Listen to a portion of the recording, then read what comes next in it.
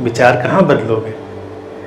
Source में जाएंगे। तो वही बात कह रहा हूँ मैंने ये नहीं कहा कि विचार पे कुछ खास काम करना है, विचार को अपनी जगह पड़ा रहने दीजिए, आप जाकर उसके सोर्स पे काम करिए, और फिर जब आप बदलेंगे सोर्स के कनेक्शन में, तो विचार सारे अपने आप बदल जाएंगे। यही तो मैंने भी समझाई बात। दुनिया में जो सबसे ज़्यादा क्लेवर लोग हुए हैं, उनमें से रेटिंग में सबसे ऊपर आते हैं भगवान कृष्ण।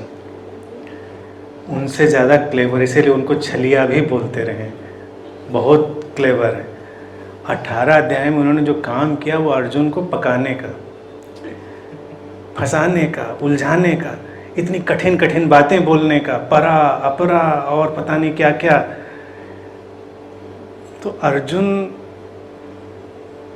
सुनते सुनते आखिर में इस निष्कर्ष पे पहुंचा है कि भाई इतनी हमारी बुद्धि नहीं, सब हमारी समझ में है, बहुत बड़ी बड़ी बातें। तो करें तो फिर आ मेरी शरण में, मामेकम शरणम व्रज। अगर पहले ही कह देते, कह दे लो, और सुनने के बाद उसको एहसास हुआ कि आदमी बड़ा काबिल है। अर्जुन को ये पक्का यकीन हो गया कि इससे पार पाना बड़ा मुश्किल है, जो पूछो उसका 4 उत्तर, एक बात पूछो तो 4 उत्तर। तो उनको लगा कि आदमी है बहुत काबिल, पता है इसको सब है, लेकिन इसको तो कुछ समझ में नहीं आ रहा।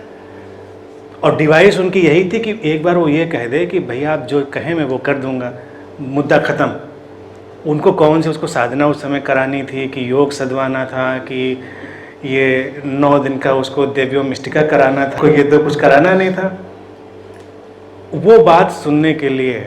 लेकिन अगर पहले कहते तो वो चूँकि थोड़ी दोस्ती वाला मामला भी था, मामला हल्का हो जाता।